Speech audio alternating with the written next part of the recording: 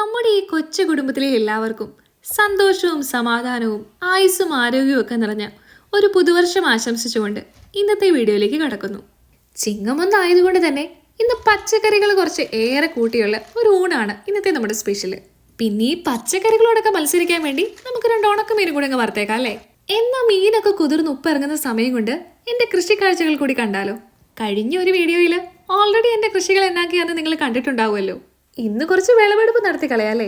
എന്നാന്ന് പറഞ്ഞാലും ഇതൊരു ഒന്നൊന്നര സന്തോഷം തന്നെയാണ് കേട്ടോ. പിന്നെ നാട്ടിലൊക്കെ ആർക്കും വേണ്ടാത്ത നമ്മുടെ തുളസിയുടെ പൂ വരെ ഞാൻ സൂക്ഷിച്ചു വെക്കുന്നുണ്ട്. കാരണം ഈ ചെടി നശിച്ചാലും പിന്നീട് നമുക്ക് ചെടികളൊക്കെ ഉണ്ടാക്കണമല്ലോ. പിന്നെ നാട്ടിൽ നിന്നൊക്കെ മാറിക്കഴിഞ്ഞാൽ സ്വന്തമായിട്ടൊരു കാന്താരിമുളക് കാണലും ഉണ്ടെങ്കിൽ അതിന്റെ ഗമയൊക്കെ വേറെ ലെവല് തന്നെയാണ്. എന്നാ പിന്നെ ഇനി ബാക്ക് ടു അടുക്കള. കഴിഞ്ഞ ദിവസം ഗ്രോസറി മേടിക്കാൻ പോയപ്പോൾ കണ്ടതാണ് ഈ അവിയൽ മിക്സ്. ഇത് വിജയിക്കുവാണെങ്കിൽ ഇടയ്ക്കിടയ്ക്ക് മേടിക്കാമല്ലോ. അല്ലെങ്കിൽ എന്നാന്ന് വെച്ചാൽ നമ്മൾ ഈ സാമ്പാർ അവിയലൊക്കെ ഉണ്ടാക്കുമ്പോൾ നമ്മൾ തന്നെയാണല്ലോ ഇവിടെ താമസിക്കുന്നത്. അപ്പോൾ എങ്ങനെ വെച്ചാലും അതിൻ്റെ ക്വാണ്ടിറ്റി നന്നായിട്ട് കൂടിപ്പോവും. പിന്നെ ആക്കേണ്ട കോവയ്ക്ക മെഴുക്കുരട്ടിയൊക്കെ എൻ്റെ ഫേവറേറ്റ് ആണ് കേട്ടോ. ഇലക്കറികളായിട്ട് കുറയ്ക്കേണ്ട, ലീവ്സും മുട്ടയും കൂടി അങ്ങ് പൊരിച്ചെടുക്കാം. നമ്മുടെ കറികളൊക്കെ പകുതി വഴി വരെ വന്ന സ്ഥിതിക്ക് നമുക്ക് ചോറും കൂടെ വെച്ചേക്കാം. നമ്മുടെ ഉള്ളിത്തണ്ടൊക്കെ ഏതെങ്കിലും കറിയിലൊക്കെ ഇട്ട് തീർക്കണമല്ലോ. അതുകൊണ്ട് ഇപ്രാവശ്യം ഞാൻ കോവയ്ക്ക മെഴുക്കുരട്ടിയിലുടങ്ങ് തട്ടുക. പൊതുവേ ഞങ്ങൾ ഇടുക്കിക്കാർക്ക് ഇച്ചിരി ഇറച്ചി മീനൊക്കെ ഉണ്ടെങ്കിൽ വേറെ വലിയ കറികളുടെ ഒന്നും ആവശ്യമില്ല കേട്ടോ. പിന്നെ പച്ചക്കറികളാണെങ്കിൽ തൊട്ടുകൂട്ടാൻ വേണ്ടിയെങ്കിലും ഒരു ശകല ഇറച്ചി മീനോ ആ സൈഡ് വേണം താനും.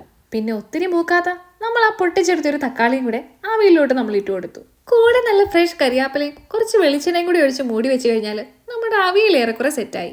പിന്നെ എപ്പോഴും പറയുന്ന പോലെ എൻ്റെ കറികളൊക്കെ എൻ്റെതായ രീതിയിലായിരിക്കും കേട്ടോ ഞാൻ ഉണ്ടാക്കുന്നത്.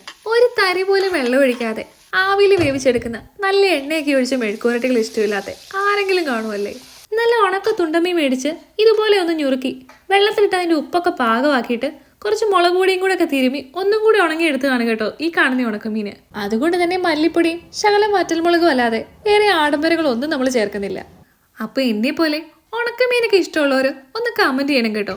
കൂടെ അതിന് ഏറ്റവും പറ്റിയ ഒരു കോമ്പിനേഷനും കൂടെ. എൻ്റെ കാര്യം പറയുവാണെങ്കിൽ കഷ്ടപ്പെട്ട് കഴിക്കാതെ ഇഷ്ടപ്പെട്ട് കഴിക്കാനും കഴിപ്പിക്കാനുമാണ് എനിക്ക് താല്പര്യം. അതുകൊണ്ട് തന്നെ ഞാൻ കണ്ടുപിടിച്ചൊരു വഴിയാണ് കേട്ടോ ഈ ഇലക്കറികളൊക്കെ മുട്ടയുടെ കൂടി ഇട്ടങ്ങ് പൊരിച്ചെടുക്കുന്നത്. അപ്പോൾ ഒരു വെടിക്ക് 2 പക്ഷി എന്ന് പറയുന്ന പോലെ ഗുണമുണ്ട് രുചിയുണ്ട്. പിന്നെ വിശപ്പിന്റെ വിളി വന്ന സ്ഥിതിക്ക് പ്രത്യേകിച്ച് ചാറുകറി ഒന്നും ഇനി ഉണ്ടാക്കാൻ നിൽക്കുന്നില്ല കേട്ടോ. എന്നാ പിന്നെ അങ്ങ് തുടങ്ങാല്ലേ. നല്ല വാട്ടിയ വാഴയിൽ വെച്ച പ്ലേറ്റിലോട്ട് നല്ല കുത്തരി ചോറ്, കുറച്ച് അവിയൽ, നല്ല കോവയ്ക്ക മെഴുക്കുരട്ടി, പിന്നെ നമ്മുടെ ചിക്കി എടുത്ത മുട്ട, നല്ല ഉണക്കമീന്, കുറച്ച് പച്ചമോര്, പിന്നെ കുറച്ച് ഇഞ്ചിപ്പുളി, പിന്നെ ഒരു കറുമുറയ്ക്ക് കുറച്ച് പപ്പടം കൂടെ. ഒരു പ്രവാസി എന്ന നിലയിൽ പുതുവർഷത്തിൽ ഇതിനേക്കാ പിന്നെ എന്നാ വേണം? ഇത്രയൊക്കെ ആയ സ്ഥിതിക്ക് എല്ലാവരെയും കൂടി ഒന്നും കൂടി ഒന്ന് കൊതിപ്പിച്ചുകൊണ്ട് ഇന്നത്തെ വീഡിയോ അങ്ങ് അവസാനിപ്പിക്കുകയാണേ.